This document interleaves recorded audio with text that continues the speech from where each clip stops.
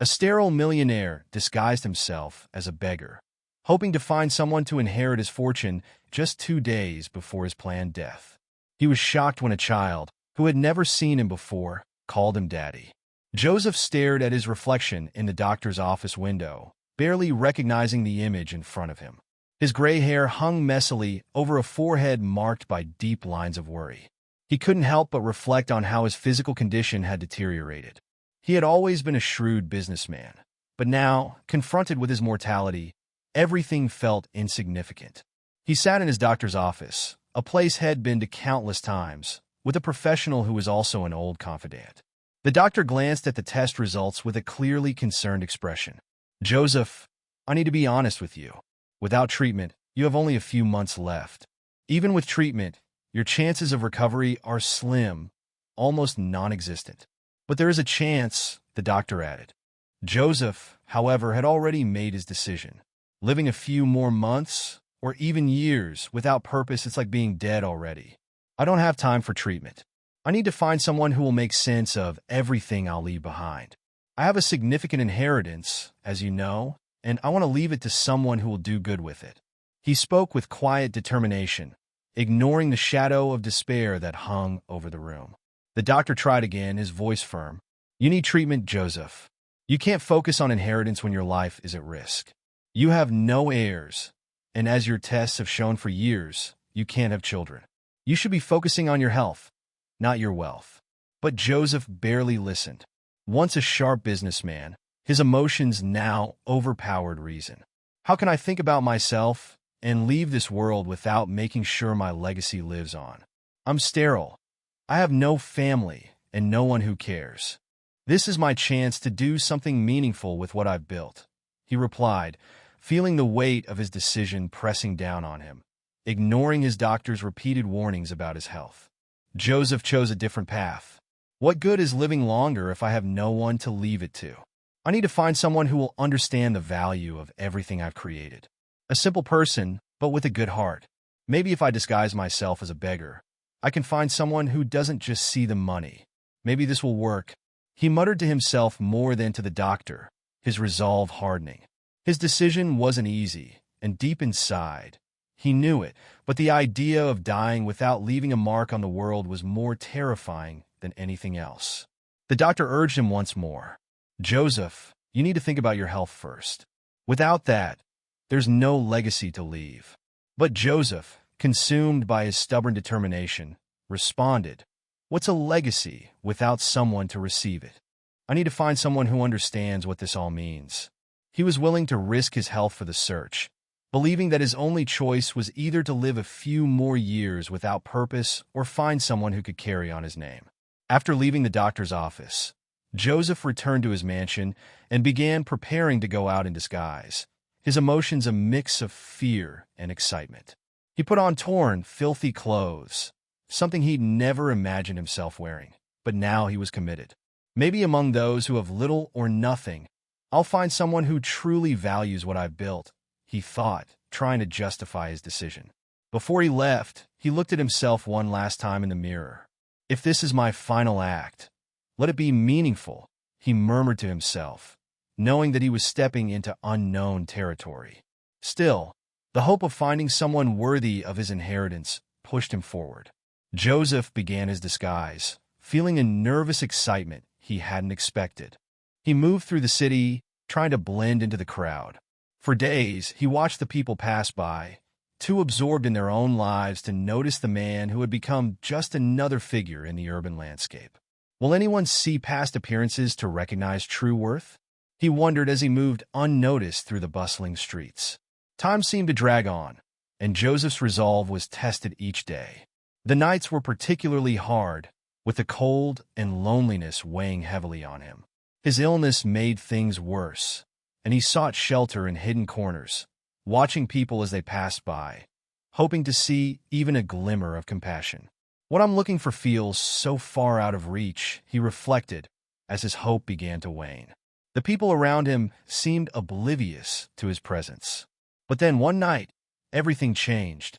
A storm broke over the city, the rain pouring down, soaking him to the bone and further chilling his already weakened body. He found shelter under an awning, watching the empty streets, lit only by the occasional flash of lightning. It was then that he noticed a group of young people approaching, their laughter filling the air. They seemed intimidating, full of energy, and perhaps looking for trouble. "I can't afford any trouble, especially with my health in this condition," Joseph thought as the group came closer, surrounding him with an energy that didn't feel entirely welcoming. The young men, dressed in heavy jackets and hats, closed in around him, and Joseph could feel the tension. One of them spoke up, his voice mocking. "Hey, old man, what are you doing out here on a night like this? Look at you, shaking. Are you cold, or are you just scared?" "You scared, old man?" Joseph kept his composure, responding, "I'm just trying to get by, like anyone would." But his calm words only seemed to escalate the situation. One of the young men suddenly lunged at him, pushing and striking him as the storm raged around them. The attack was swift and brutal, with each blow accompanied by laughter that mixed with the howling wind and thunder. Joseph tried to defend himself, but his frail body, weakened by illness and age, failed him. He fell to the ground, pain coursing through him, as the storm seemed to echo his inner struggle. Why is the world so cruel to those just trying to hold on to their dignity? He thought as the voices of the young men faded into the distance. All that remained was the sound of the rain, now a mournful soundtrack for everything he had lost. The rain continued to pour relentlessly as Joseph lay on the sidewalk, feeling every ache and bruise from the beating, as if the night itself would never end. The young men kept striking him, and his vision grew blurry with each blow. Then, out of nowhere, a strong, youthful voice cut through the storm. "Stop it! Leave my daddy alone!" A boy appeared, his voice filled with a determination that challenged the group of attackers. The young men, caught off guard, hesitated for a moment, exchanging unsure glances before murmuring among themselves and retreating into the rain-soaked streets. Still reeling from the shock of the boy's words, Joseph blinked hard, trying to clear the fog in his mind. He focused on the boy who had stood up for him, now standing beside him. "Thank you. But why did you call me Daddy?" "I can't have children," Joseph asked, his voice a mix of confusion and disbelief, struggling to grasp what had just happened. The boy, with a look of determination in his eyes and a touch of concern, extended his hand. Joseph took it with difficulty, every movement painful as his body protested. "I called you Dad because you are. I'm your son. My name is Aiden. My mom told me about you. Let's go home, and I'll explain everything," the boy said firmly. With each step, Joseph felt a blend of confusion and curiosity. The walk beside Aiden became a quiet discovery. "I'm so tired and lost right now, but I need to understand what's happening, why this boy is saying all of this. I can't have kids. This could be a trap. But why would he help me if that were the case? And why does he look so much like me?" Joseph's mind raced, trying to piece the puzzle together. Aiden walked confidently beside him, guiding him through the wet streets, the rain never letting up. "You probably have a lot of questions," Aiden said, glancing up at Joseph. "I know it's confusing, but my mom always said you were important. She said one day I'd find you." His tone carried a mixture of respect and quiet expectation. Joseph, still absorbing every word, felt a strange mix of awe and skepticism. How can this be true if I've never been able to have children? He wondered silently, torn between hope and doubt. Aiden's presence reminded him that, even in the darkest moments, life could still throw unexpected challenges his way. Eventually, they arrived at a small, modest house, its warmth contrasting sharply with the cold night air. Aiden opened the door and stepped inside, calling out, "Mom, I'm home. I brought someone you need to see." Joseph hesitated at the threshold, still unsure of what to expect. A woman appeared from another room, wiping her hands on a dish towel. When she saw Joseph, her expression shifted from exhaustion to sheer shock. "Oh my God, Joseph, it can't be. How did you end up here?" Her voice trembled, and Joseph, with a twinge of surprise, realized the woman standing before him was Lillian, his ex-girlfriend. She looked different, but it was unmistakably her. Lillian stared at him, a mixture of recognition and disbelief on her face, emotions flashing across her features. Joseph, still trying to make sense of everything, finally spoke. Liliana, I didn't know you lived here. I had trouble with some boys a few blocks away, and Aiden helped me. But I'm really confused about all of this, he said, his vulnerability showing as he felt the weight of her gaze. Lillian shook her head, still processing his sudden appearance. I never thought I'd see you again. And now you show up like this after all these years, she said, her voice trembling. The air between them was thick with tension, and Joseph felt like an intruder in a world that no longer made sense. Aiden found me, Joseph explained, his voice faltering. He says he's my son, but you know that I am sterile. I'm sorry, but this boy can't be mine. He tried to make sense of the pieces of his life, which suddenly felt more like a jumbled puzzle than reality. Lillian sighed deeply, running a hand through her hair as if trying to calm herself. Joseph, Aiden is your son. I'm sure of it. Maybe there was a mistake with your diagnosis, or something like that, but I know he's yours. Her conviction was firm, and Joseph felt the shock of her words settle deep in his chest. How can this be possible? I've had multiple tests from different doctors in different labs. There's no way Aiden could be mine, Joseph replied, though a sliver of hope started to creep into his heart. Even though he seems like a good boy, I would like him to be my son. But it's impossible. Lillian watched him, her eyes softening as she saw the internal struggle on his face. Joseph, he's your son. I would never have made something like this up. I had to raise Aiden alone. But he always knew about you. When we broke up, I left the city. It was a tough time, and when I found out I was pregnant, you had already moved away, and I couldn't reach you. I never thought I'd see you again. Her words carried the weight of years, and Joseph could feel every one of them. I should have tried to find you, he said, his voice low.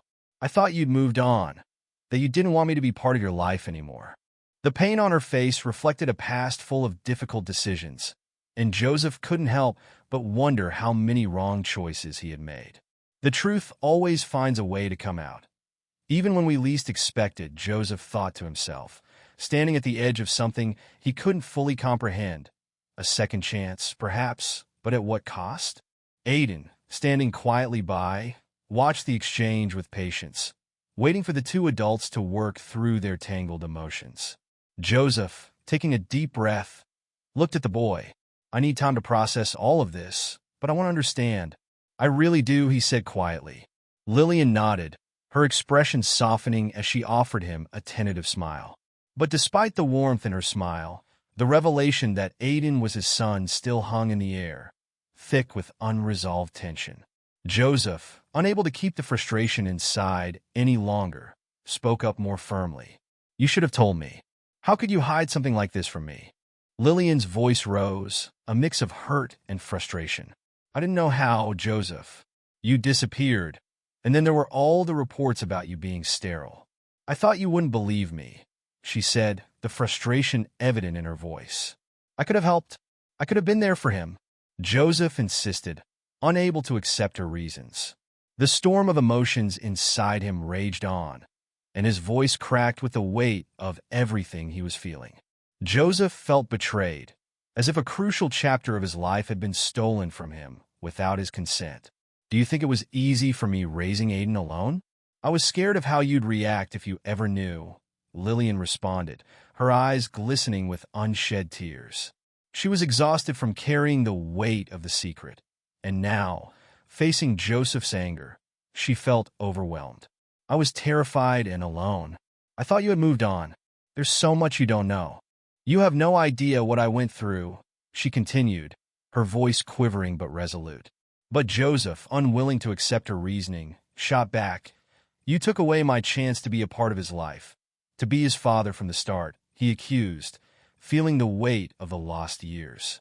I'm here now, but I don't even know what to think anymore. I don't know how to handle this, he said, shaking his head in frustration. Lillian, feeling cornered, knew the choices she had made were now coming to light, and she couldn't escape the consequences. I did the best I could with what I knew. I never meant to keep Aiden from you, she said, trying to defend her actions. But just as the argument reached its peak, Aiden, who had been listening silently, suddenly started feeling unwell. He took a shaky breath and whispered, "Mom, Dad, I don't feel so good," before collapsing, interrupting the tension with a surge of real, immediate fear. Both Lillian and Joseph froze for a moment, shock paralyzing them, before they sprang into action, their earlier conflict forgotten in an instant. "Aiden!" Lillian cried, dropping to her knees beside him, panic replacing the anger on her face. "We need to get him to the hospital now," Joseph said urgently, lifting Aiden into his arms, determination pushing him forward. The race to the hospital felt like a race against time, with both parents now united by one goal: Aiden's survival. Lillian drove with a frantic intensity, while Joseph, holding Aiden, did his best to stay calm despite the storm brewing inside him. "Please, God, let him be okay," Joseph thought, each second stretching into what felt like forever as they neared the hospital. The urgency of the situation wiped away their previous fight, bringing them together in a shared, singular purpose: to save Aiden. At the hospital, the atmosphere was tense, each passing moment an unbearable test as they anxiously awaited news. The waiting room buzzed with anxious faces, but Joseph and Lillian only had eyes for the door through which Aiden had been taken. Time seemed to slow as they sat in agonizing silence, their thoughts swirling. Joseph sat beside Lillian, lost in his own mind, trying to comprehend everything that had happened. "How do we get here? He's just a boy, and he's already facing something like this," Joseph thought, feeling the weight of the moment press down on him. Lillian couldn't sit still, her hands fidgeting nervously as she alternated between rubbing her fingers and glancing at the door. Her eyes were fixed on it with desperate hope. Finally, a doctor emerged from the emergency room, his expression somber and serious. Joseph and Lillian jumped to their feet, their faces filled with anxiety. "Doctor, how's Aiden?" Lillian asked, her voice wavering with fear. The doctor paused, gathering his thoughts before speaking. "Aiden has a rare genetic condition," he began, his tone full of concern. "He went into crisis and requires an urgent transplant to survive." His words landed like a blow, and Joseph immediately felt the gravity of the situation settle in. "What can we do?" "He has to survive," Joseph said, his voice full of resolve. Lillian clutched his arm, trembling, unable to hide the fear in her eyes. "There has to be something we can do," she added, her voice breaking with the hope she refused to let go of. The doctor shook his head gravely. "We're searching for a compatible donor as quickly as possible, but due to the rarity of his condition, the chances aren't good." His words hung heavy in the air, and Joseph felt the enormity of the crisis weighing on him. Every word from the doctor confirmed just how serious the situation was. Aiden's life was in danger, and time was running out. "Is there any chance I could be a match?" Joseph asked suddenly, the thought crossing his mind. Lillian looked at him, both surprised and hopeful, as the doctor considered the question. "We'll run tests to check," the doctor replied, his voice urgent. As they waited for the test results, the room seemed to close in around them. The silence was suffocating, filled with unspoken fears and questions neither of them could answer. Joseph turned to Lillian, his face set in determination. "We need a plan. We have to find a way to get Aiden what he needs," he said, trying to offer some hope amid the chaos. Lillian nodded, trying to hold back her tears, squeezing his hand as if to anchor herself in the moment. "We have to believe this will work out," she replied, her voice shaky but resolute. Despite everything, she knew they would face this challenge together. The doctor's news had been a harsh reminder of how quickly life could change, and how much more difficult Aiden's fight was about to become. Hours later, Joseph and Lillian gave their samples for testing, hoping beyond hope that one of them would be a match for Aiden. The hospital laboratory buzzed with activity, doctors and nurses rushing past, carrying vials and test results. Joseph sat in a hard, uncomfortable chair, watching every movement, anxiety gnawing at him. Time crawled as the doctor analyzed the test results. When the doctor finally turned to them, his face was a mix of emotions. "Mr. Joseph, Miss Lillian," he began, his voice serious. "I have the results." Joseph's heart thudded in his chest. The DNA test confirms that Mr. Joseph is indeed Aiden's biological father. Joseph's mind reeled. My God, how is this even possible? How can I be worthy of this kind of blessing? He whispered, his voice thick with emotion. The doctor continued, his expression now even more somber. Unfortunately, the test revealed that Mr. Joseph could not donate due to his fragile health. The doctor explained that the procedure could be fatal for him, and even if it succeeded, there was a significant risk he might not survive. He paused, allowing the weight of the news to settle. Your heart condition, likely worsened by recent stress, would make the procedure too dangerous. It would only put your life at further risk. Lillian gasped, her hand flying to her mouth. Joseph's mind raced. What does this mean for Aiden? What happens now? The doctor's expression was grim. It means we need to find another donor for your son, and quickly, he said, urgency lacing his words. As for Mr. Joseph, I strongly advise starting treatment immediately to prevent further complications. At that moment, a nurse rushed into the room, her face pale with concern. Doctor, Aiden's condition is deteriorating rapidly. We need immediate intervention. The doctor nodded gravely, then turned to leave, but not before casting a pointed look at Joseph and Lillian. I'll do everything I can for him, but time is running out, he said. Lillian's voice cracked as she pleaded, please do whatever you can to save my son, doctor. Joseph stood up, his instincts pushing him to follow the doctor, but a wave of dizziness hit him, and he had to lean against the wall for support. Lillian rushed to his side, panic flickering across her face. Joseph, you need to take care of yourself too. We can't lose both of you, she said, her voice trembling. I can't think about myself right now, Lillian. Aiden needs us, Joseph replied, forcing himself to stay upright as they watched the doctor and nurse rush down the hallway toward Aiden. Lillian seemed to wrestle with her own emotions, her face a mix of guilt, fear, and, finally, resolve. She turned to Joseph, her eyes glistening with unshed tears. Joseph, there's something you need to know.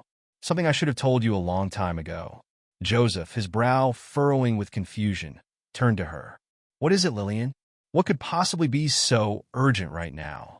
Taking a deep breath, Lillian steadied herself, gathering the courage to speak. Aiden has a twin sister. Her name is Ilya. I gave her up for adoption when they were born. The silence that followed was deafening. Joseph staggered, his body rocked as if by a physical blow. A twin sister? His mind struggled to absorb this shocking revelation.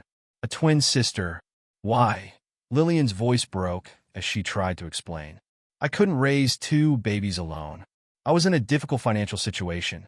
I could barely feed myself, let alone care for two newborns. I was so desperate.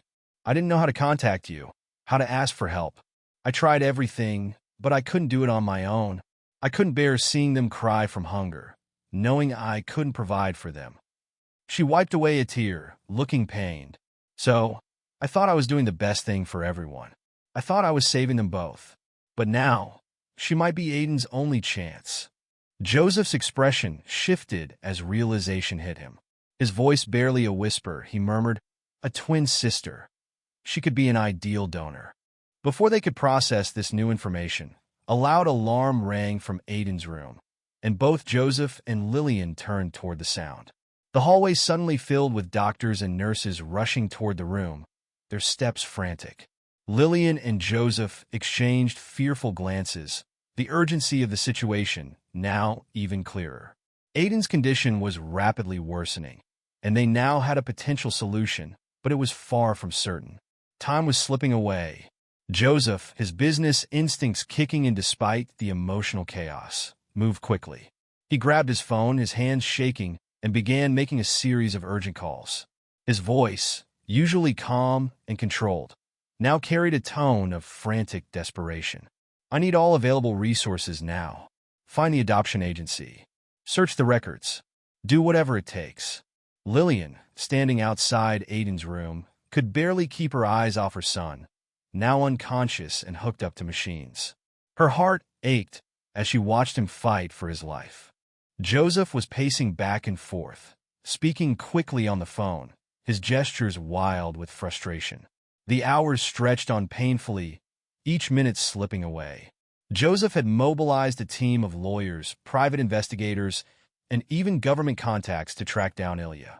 People were scouring records, questioning former adoption agency staff, and following every lead. The tension in the air was palpable as they waited for any word. "Any news from the agency?" Joseph asked one of his assistants over the phone. "Did the orphanage provide more details about Ilya?" "Nothing yet, sir," came the disheartening reply. "The records from that time are incomplete. We're trying to locate former staff members, but it's slow going." Frustration began to settle over Joseph. He hung up the phone, feeling the weight of time slipping away. He turned his attention back to the monitors in Aiden's room, watching the steady beeping of the machines. Each sound felt like a ticking clock counting down the minutes. Lillian, sitting by Aiden's side, held her son's hand, whispering words of encouragement through her tears. "What if we don't find her in time?" Lillian's voice broke, the fear in her words impossible to hide.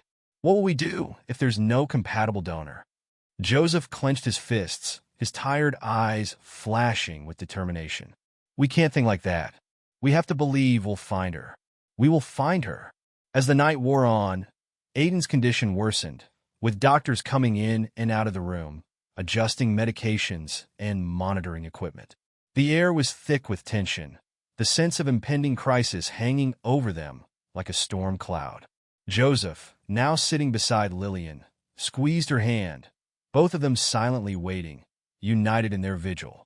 Suddenly, Joseph's phone rang, making both of them jump. He answered quickly, his heart racing. "Sir, we found a lead on Ilya." "But it's complicated," said the voice on the other end. Joseph's breath caught in his throat. "Complicated? How? Speak quickly, please." There was a long pause on the other end of the line. "The woman who adopted her, she moved abroad. Years ago. We're trying to track her down, but the records are messy." Joseph felt a sickening weight in his chest.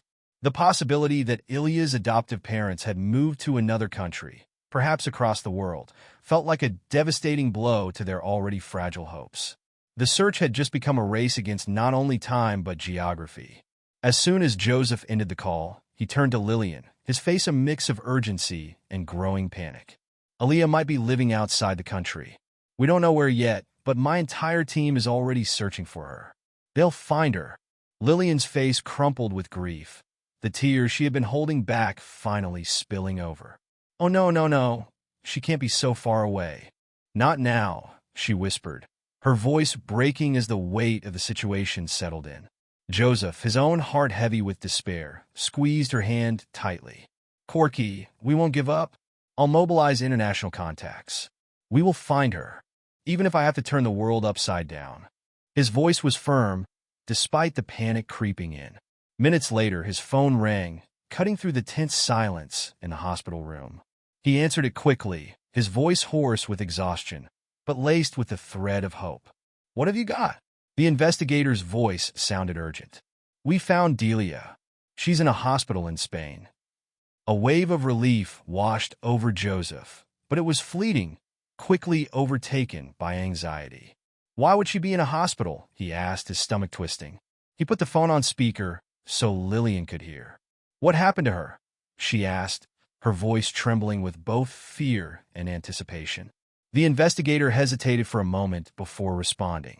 "Sir, ma'am, Ilya is also sick. Very sick." The words fell like a blow, and the room went silent. The investigator continued, his tone full of concern. "From the records we managed to access, Ilya has been diagnosed with the same genetic condition as Aiden. She also needs an urgent transplant." The silence that followed was suffocating. Joseph stood up abruptly, his mind racing as he tried to come up with a solution. "I need to speak with her doctors." "Now," he demanded, his tone leaving no room for discussion. Lillian sat still, her eyes wide with shock as silent tears streamed down her face.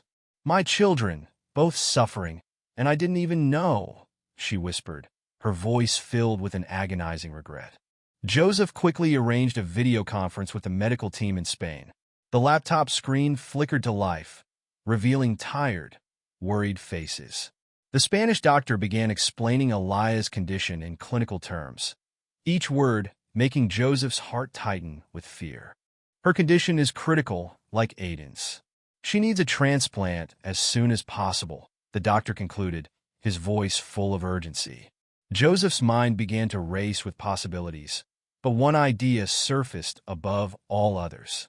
"Doctor," he said, his voice trembling with hope, "what if they could donate to each other?" The doctor shook his head sadly.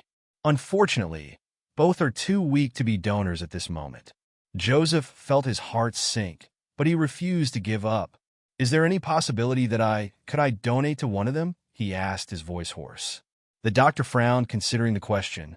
"Well, Mr. Joseph, given that you are the biological father, there is a chance. But with your newly discovered heart condition, it would be extremely risky. I fear you would not survive, as the doctors in your country have advised. But yes, it might work, though your chances of survival are—" Joseph interrupted him, his voice cutting through the doctor's words with quiet determination. "I don't need to know the odds, doctor. I just need to know if there's a possibility to save my children." Lillian, her face pale with fear, grabbed Joseph's arm, her grip tight. "No, Joseph. You can't risk your life like this. We'll find someone else. There's still time. You have many contacts." Joseph covered her hand with his voice gentle but resolute. "If there's a chance to save our children, I have to try. I will try." The weight of his decision pressed down on both of them, and time seemed to speed up. The possibility of saving one child at the cost of the other was an unimaginable choice, but the cruel reality of the situation left them with no other options. Joseph knew that every second mattered, and if he hesitated, Aiden or Elia might not survive. "How can we choose, Joseph?" Lillian sobbed, the anguish clear in her voice. "How do we choose between our children?" Joseph closed his eyes, feeling the crushing responsibility of the moment. "We can't, Lillian. We can't choose between our children. I will do the surgery. I don't care about anything else but saving them." He opened his eyes and looked at the doctors gathered on the screen, his decision already made. "I will donate to both of them," he said firmly, despite the fear that gripped him. The room fell silent for a moment, the sound of heart monitors filling the space. Dr. Ramirez, still on the video conference, was the first to speak. "I need you to fully understand the risks, Mr. Joseph," he said gravely. "Your heart condition makes this procedure extremely dangerous. The chances of survival are—" Joseph raised his hand, silencing the doctor. "I don't need to know the odds, doctor. I just need to know if there's a possibility of saving my children." Lillian's voice was a whisper, full of quiet desperation. "Joseph, please think carefully. We can't lose you, too." Joseph's mind was already made up, but the fear in Lillian's eyes made him pause, if only for a moment. He squeezed her hand, his expression softening. "I will do what it takes. For them." The doctor on the screen explained the critical situation. "For this to work, we need a lawyer here immediately. Every minute counts." Joseph nodded, his mind already working on logistics. "I'll arrange a private jet right away," he said, his voice businesslike and determined. "But there's one more thing. What about Elia's adoptive mother? We need her authorization for this." The realization hit Joseph like a hammer, and his heart sank. He turned back to the doctor. "Please, contact Elia's mother immediately. Explain the situation. If necessary, I will speak to her myself." The hours that followed were a whirlwind of frantic activity. Joseph worked on arranging transportation, while Lillian stayed with Aiden, helping prepare him for the procedure. Meanwhile, the doctors in Spain were trying to convince Elia's adoptive mother to approve the transplant, but she was reluctant, afraid of the risks involved. The voice of the woman on the other end of the line trembled as she spoke. "But the trip, it's so risky. What if something happens during the flight?" Joseph, unable to remain silent any longer, stepped forward. "Please," he said, his voice full of emotion. "I know you don't know me, that you have no reason to trust me. But I beg you, let me try to save my biological daughter. Her daughter. Please, let me save her." His plea echoed in the tense silence, the desperation and hope in his voice making the impossible feel just a little more within reach. There was a long, uneasy silence on the other end of the line. Finally, Mrs. White's voice broke through, sounding steady. "I'll do whatever it takes to save my girl," she said, her agreement now secured. And with that, the rescue operation was set into motion. In record time, a medical jet was readied, fully equipped to keep Ella stable during the flight. A team of specialists trained in critical patient transport was immediately mobilized. "I can't waste any more time," Joseph declared, pushing himself up from the hospital bed. Lillian grabbed his arm in alarm. "Joseph, you can barely stand. How do you expect to make it through this trip?" But Joseph was resolute. "I can't let our daughter make this journey on her own. I need to be there for her," he replied firmly. Ignoring all medical advice, he boarded the jet to go and bring his daughter home. The preparations seemed endless, but when Joseph finally saw the medical team bringing Elliot onto the plane, his heart skipped a beat. His daughter, the fragile, pale child on the stretcher, was the one he'd only just learned existed a few days ago. Tears welled up involuntarily as he took in the features of her face. "Alia," he whispered, the name feeling both unfamiliar and oddly familiar on his lips. Despite the tubes and machines attached to her, Joseph could see traces of Lillian in her. The shape of her nose, the soft curve of her cheek, and in the strong, determined line of her jaw, he saw himself. A wave of love and protectiveness surged through him, so powerful it almost left him breathless. Throughout the flight, his gaze never left Ilya. He watched the doctors monitor her vital signs closely, every beep from the machines an unrelenting reminder of how fragile she was. But amidst the fear, there was a flicker of hope. Each breath Ilya took, each beat of her heart, was proof of her strength. The hours stretched on, an agonizing mix of worry and physical discomfort. The doctors continued to monitor her closely, the beeping of the machines echoing in his mind like a cruel countdown. "We're losing altitude," one of the pilots suddenly shouted hours after takeoff. "Prepare for an emergency landing." Panic gripped Joseph. "No, no, no. Not now. Please, God, not now." The jet jolted violently as it touched down at a small airport. Ignoring his own pain, Joseph joined the medical team, helping to stabilize Ilya. "Hold on. We're almost there," he murmured, clutching the hand of the daughter he barely knew.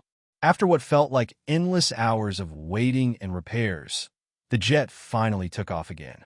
When they reached their destination, Joseph was physically drained but determined. Ilya was quickly transferred to the hospital, where Aiden was already waiting in the surgical center. As Joseph looked at his two children, one on each side of him, he whispered, "We're all here now. Let's fight together."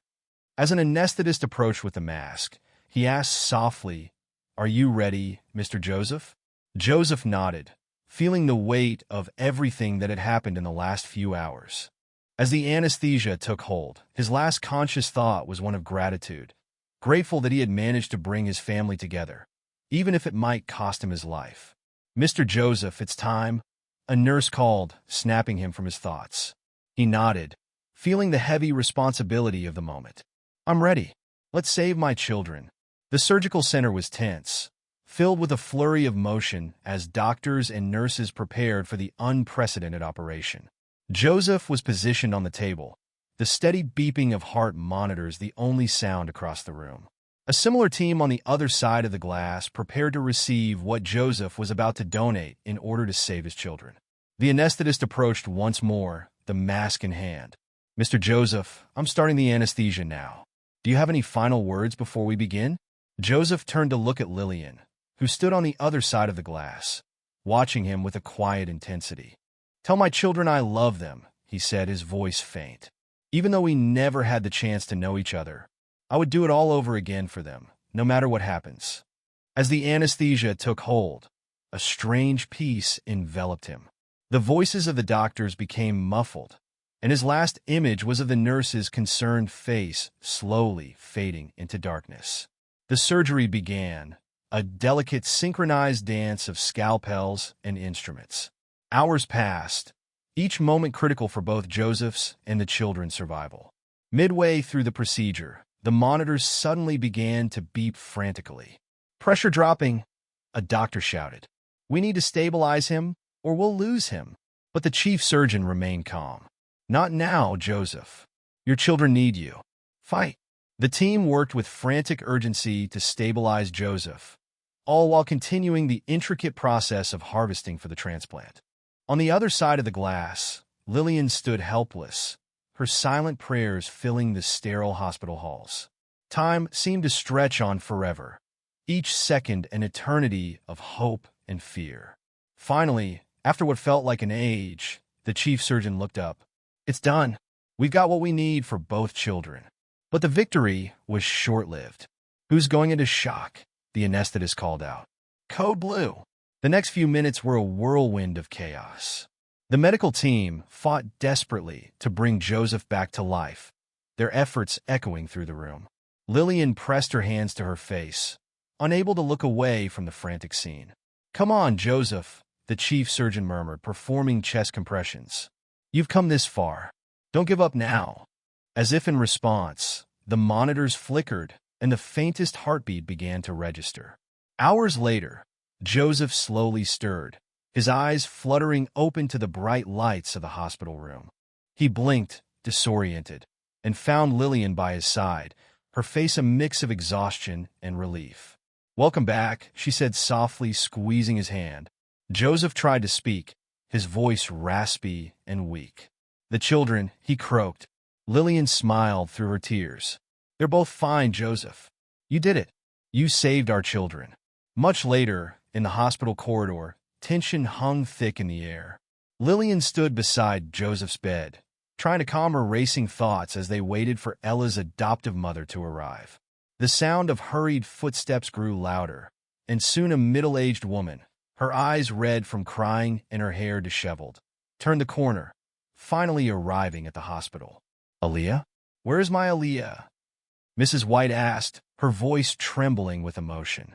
Lillian stepped forward, offering a gentle, welcoming gesture. Mrs. White, I'm Lillian, Ella's biological mother, and this is Joseph, her father. Lillian introduced herself calmly. Mrs. White paused, her gaze moving between Lillian and Joseph. For a long moment, the silence between them was thick, almost palpable. Then, to everyone's surprise, Mrs. White knelt beside Joseph's wheelchair, taking his hands in hers. Mr. Joseph, she began, her voice choked with emotion, I don't even have the words to express what I'm feeling right now. What you've done, the courage, the love, the sacrifice you've shown, is beyond anything I've ever witnessed. When I adopted Ella, I promised I would do everything in my power to protect and love her. But you, a man who barely knew her, even though you're her biological father, risked everything for her, your health, your life. You did all of that to save her. That goes beyond anything I could have ever imagined or hoped for. She paused, collecting herself before continuing. I was desperate. The doctors couldn't find a compatible donor. I had no information on Ella's biological family. I was consumed with a grief that seemed impossible to bear. And then you, without hesitation, embarked on this incredible, dangerous journey. You flew across oceans, faced medical risks, and did it all for a child you'd never met. You showed a depth of paternal love that leaves me speechless. It's the same love I'd have for Ella if I were her biological mother, if I were compatible. I can only imagine how difficult this decision must have been for you. The risk you took, leaving behind everything you knew, all for a chance to save not just Ella, but also your son, Aiden. Tears filled her eyes as she spoke, her voice steady but full of emotion. Your generosity, your capacity to love two children you barely knew, it's truly inspiring. You didn't just save Ella's life, Mr. Joseph. You've taught me a lesson I'll never forget. You've shown me that love has no boundaries, that it doesn't stop at obstacles, and that it doesn't hesitate in the face of danger. Lillian watched as Mrs. White continued, her words soft but full of raw sincerity. When I think about the hours you must have spent on that plane, caring for Ella, despite your own health failing, yet still pushing forward, it moves me more than I can express. And then, soon after, you underwent risky surgery, willing to give a part of yourself to save not only your daughter, but your son as well. The selflessness, the sheer altruism you've shown is something rare and precious in this world. She took a deep breath, her voice steady now. I want you to know, no matter what happens from here, you've already done more for Ella than I ever could have asked for. You've given her a chance at life, a future. And beyond that, you've given her an example of love and courage she'll carry with her forever. I know our situation is complicated. There are so many emotions at play, so many stories intertwined. But at this moment, I want you to know how eternally grateful I am for everything you've done. You're not just Ella's biological father. You're a true hero. Mrs. White's voice grew even softer, but the emotion behind it was clear. I promise you, Mr. Joseph, I will do everything in my power to honor your sacrifice. Ella will know this story. She will know how deeply her biological father loved her. And I promise you, no matter what the outcome of the surgery is, I will keep the doors open for you and Lillian to be a part of her life. You've given us all a lesson in love, courage, and sacrifice that has changed not just Ella's life, but mine as well. Tears streamed freely down Mrs. White's face as she spoke. Joseph and Lillian both stood stunned, visibly moved by her words. The hospital corridor, once filled with tension and fear, now seemed to resonate with a profound sense of gratitude and love, feelings that transcended the complex web of their circumstances. The weeks following Joseph's surgery were a blur of emotional highs and lows. While Aiden and Ella made remarkable progress, regaining their strength day by day, Joseph struggled to hold on. His body, already weakened by age and the dangers of the procedure, seemed to be fighting a losing battle. Lillian and Mrs. White took turns keeping vigil, their faces etched with worry and sleepless nights. "Do you think he's going to make it?" Aiden asked softly one evening, his voice laced with anxiety. Lillian forced a smile, her hand brushing through her son's hair in an attempt to comfort him. "Your father is the strongest man I know. He's not going to give up now," she replied, though she herself could hardly hold back her own fear. It was during one of these long nights that the doctor burst into the room, a renewed spark of hope in his eyes. "We've got a chance," he said quickly. "There's an experimental treatment, new but very promising. It combines cellular regeneration with nanotechnology. It could not only treat Joseph's heart condition, but possibly reverse the damage caused by the surgery. Even in his weakened state, this might give him the strength he needs." Joseph managed a faint smile, the first in days. "Doctor, in your hands," he said weakly. Lillian grasped his hand, tears of relief and hope filling her eyes. "We'll face this together, Joseph. As a family." The days that followed were an emotional roller coaster. The treatment was intense, with Joseph undergoing grueling sessions that drained him more than he thought possible. But gradually, against all odds, signs of improvement began to emerge. His color returned, his breathing grew easier, and the spark in his eyes, once dimmed, began to flicker back to life. Ella, still recovering herself, insisted on visiting Joseph every day. "Daddy, you have to get better soon. We have so much time to make up for," she said, her voice soft yet full of determination. Joseph smiled weakly, feeling a surge of renewed strength as his daughter's words echoed in his heart. "I'm doing my best, dear. For you. I'll do whatever it takes. Even the impossible," Joseph whispered, his voice filled with determination as he continued to fight for his recovery. Meanwhile, Mrs. White, after many deep conversations with Lillian and a lot of reflection, made a life-changing decision that would alter the course of their lives. She came to a conclusion that, no matter what, she could never separate Ella from her newly discovered family. "I'm going to move here," Mrs. White announced one day, her voice steady and resolute. "Ella deserves to have all of us in her life." Lillian, overcome with emotion, wrapped her arms around Mrs. White in a heartfelt embrace. Tears of gratitude streamed down her face. "You're already part of our family. You will always be Ella's mother. The Deanna part doesn't matter. What matters is that you loved and cared for her when I couldn't. I can never thank you enough for that." Mrs. White returned the hug, a feeling of peace washing over her, as though a heavy burden had been lifted from her shoulders. "And you will always be her mother, too," she said, her voice full of affection. Ella now has double the love. As the weeks turned into months, Joseph's recovery became increasingly noticeable. The groundbreaking treatment was working wonders. Not only was it addressing his heart condition, but it was rejuvenating his entire body. Joseph, once so weak, began walking the hospital corridors. First, he was supported by Lillian, then he managed on his own, and soon he was walking alongside Aiden and Ella. "Look at you three," Lillian commented one afternoon, watching her husband walk hand in hand with their children. "Who would have thought that the lonely beggar would turn into Father of the Year?" She teased, making Joseph smile, something that had become more and more frequent. "Life has a funny way of surprising us, doesn't it?"